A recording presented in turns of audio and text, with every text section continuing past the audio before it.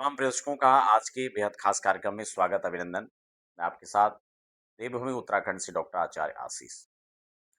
आज की चर्चा विशेष है, महत्वपूर्ण है और हमारे एक दर्शक के प्रश्न पर ही आज की वीडियो आधारित है। उनका प्रश्न था कि हमारे जो पितृ हैं वो बंधन में हैं और उनकी मुक्ति के लिए कैसे और क्या उपाय हो सकते हैं। शायद उन्होंने कई बार पूजाएं कराई, वो भी निष्फल रहा। तो आज मैं एक ऐसे विशेष विधि और एक विशेष चर्चा आज के इस आधारित कार्यक्रम पे करने वाला हूँ। नहीं से अगर चैनल को सब्सक्राइब कर लीजिए, बेल आइकन प्रेस कर लीजिए ताकि आपको आने वाली जो वीडियोज़ हैं अध्यात्म, ज्योतिष, वास्तु या इसी तरह के रिलेटेड जो पूजा पाठ की वीडियोज़ होती है वो आपको यहाँ पर मिलती रहेंगी। देखिए उनका प्रश्न था कि पितृ बंधन में है। सबसे पहले तो ये कि बंधन किसका और पितृ बंधन में है या प्रेत बंधन में है, ये भी प्रश्न है। आप समझ रहे हैं? पितृ बंधन में है या प्रेत बंधन में है? बंधन में है तो किसके बंधन में है और क्यों बंधन में है और फिर कैसे मुक्ति होगी? समझ रहे हैं बात को? तो इसमें पितृ बंधन में नहीं, प्रेत बंधन में है, क्योंकि पितृ तो मुक्त की श्रेणी है और जो मुक्त हो चुका है वो बंधन में कैसे आएगा? आप इसको समझे पहले, क्योंकि वो पितृलोक के वासी नहीं है इसीलिए बंधन में है। और बंधन में कई बार क्या होता है कि वो अ, जिन पर कुछ क्रियाएं की जाती हैं या मृत्यु के बाद कोई किसी प्रकार के उनसे द्वेष या किसी जलन की भावना से या किसी दुश्मनी की भावना से उन पर कोई इस प्रकार की क्रियाएं कर देता है, उनको बंधन में डाल देता है, तो उनकी मुक्ति नहीं हो पाती है। और फिर आजकल आपको पता ही है जो पूरी क्रियाएँ हैं वो विधि-विधान से तो होती नहीं है। जो नियम के मुताबिक वो सब होता ही नहीं है। 99% तो होता नहीं है। यहाँ तक कि 2 दिन में तो लोग 3 दिन में, 4 दिन में लोग 13वीं कर दे रहे हैं। 2-3 दिन में फूल बहाए, सब कुछ कर दिया, सब 2, 4, 5 दिन में ही सब खत्म हो जा रहा है। और 13वीं के साथ-साथ अगर कोई 12-13 दिन रुक गया तो साथ-साथ में वो बरसी भी कर दे रहा है, साल भर वाली क्रिया। तो जब साल भर की क्रियाएँ सब 1 दिन में ही हो जाएँगी, 10 दिन में ही हो जाएँगी, तो फिर उनकी मुक्ति कैसे होगी? और फिर वही बंधन उनका बंधन नहीं, वो आपका बंधन बन जा रहा है। और फिर क्या होता है, घड़ा जब बढ़ता चला जाता है तो फिर दिक्कतें आगे वाली पीढ़ी की होती है। पीछे वालों ने नहीं करा उसका आप भुगत रहे, अब आप नहीं करेंगे आगे वाले भुगतेंगे और ये सब चल रहा है। इसलिए मानने और न मानने का विषय नहीं है, जो कर्म है, जो हमारा फर्ज है उसको हमें अदा करना ही पड़ेगा। हँसी-हँसी, खुशी-खुशी और नहीं तो फिर हँसी पर नहीं तो फिर फांसी पर। करना तो पड़ेगा, बड़ा क्लियर है। इसलिए पितृ बंधन नहीं होता है, पहली बात इसको क्लियर कर दूं मैं। प्रेत बंधन होता है और प्रेत बंधन है तो उसकी मुक्ति का उपाय है। शास्त्र में समस्या है तो उनका उपाय बताया गया। इसलिए सविधि उनके साथ उनको मुक्त कराने की प्रक्रिया है, उनका पूजन है।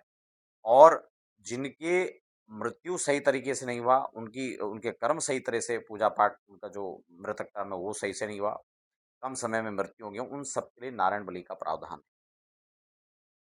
अगर सविधि उनके लिए नारायण बलि करवाई जाती है, कई लोग त्रिपिंडी भी करवाते हैं उसके लिए। अब उनको बोध ही नहीं कि त्रिपिंडी उसके लिए होता ही नहीं है।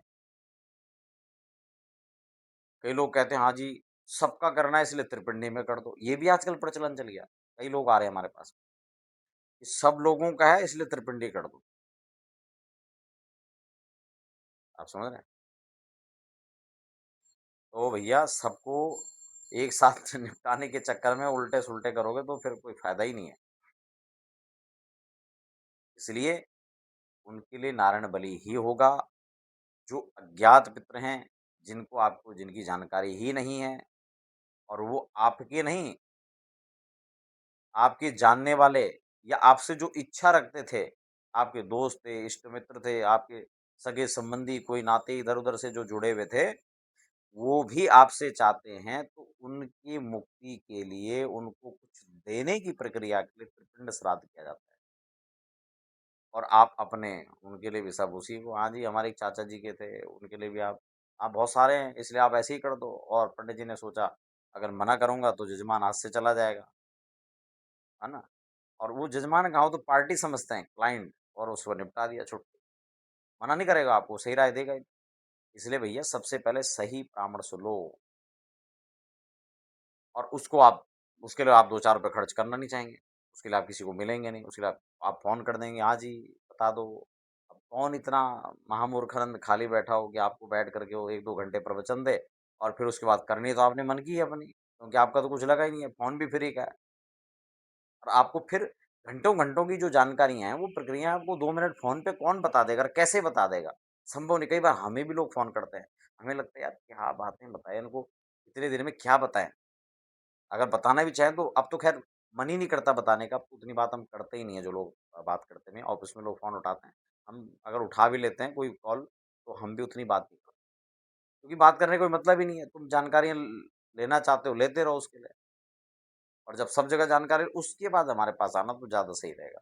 और अब भी मैं इस वीडियो में भी आपसे ये निवेदन करूँगा, पहले सारी जानकारियाँ लेना और उसके बाद हमारे यहाँ हरिद्वार में आना, आपका काम बहुत अच्छे से होगा।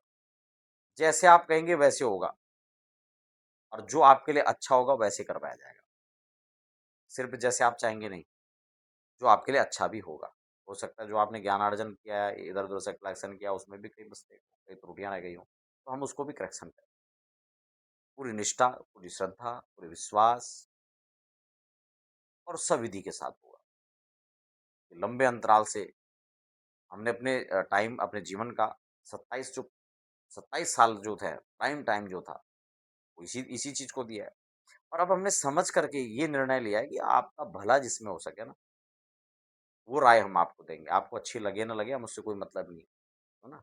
आप देखते होंगे हमारी सब रेटिंग वगैरह 5 स्टार रेटिंग है, लेकिन विषय वो नहीं है।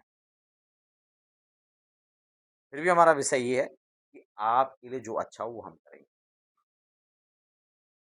तो ये मेरा प्रयास रहता है। मैं आपको फिर से बता दूँ, पितृ बंधन नहीं, प्रेत बंधन होता है। और जब उनकी प्रक्रियाएँ सही रूप में नहीं हो पाती हैं, तब उनके लिए होता है अकाल मृत्यु, अपमृत्यु या मृत्यु के बाद सही विधिवत क्रिया ना होना, इन सब के लिए। वैसे तो नारायण बलि सबके लिए कराना चाहिए, क्योंकि वहाँ पर लिखा हुआ है कि जो उसका दोष है, मृत्यु के समय जो सारी क्रियाएँ होती हैं, प्रक्रियाएँ हैं, उनका उनके में जो दोष रह जाता है, दुर्मरण जिनका हो जाता है, उसको वो दुर्मरण की संज्ञा में आता है।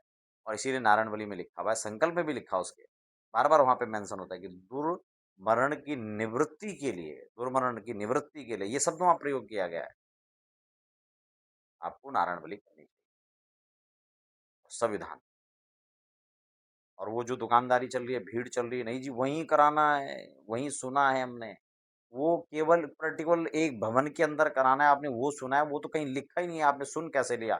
और सुन रहे हैं तो आप तो वो सुन रहे हैं जो सब प्रचलन में चल ही रहा है, उसको सुनते रहो, उससे कुछ होने जाने वाला कुछ नहीं उससे, तो सुनते रहो और करते रहो।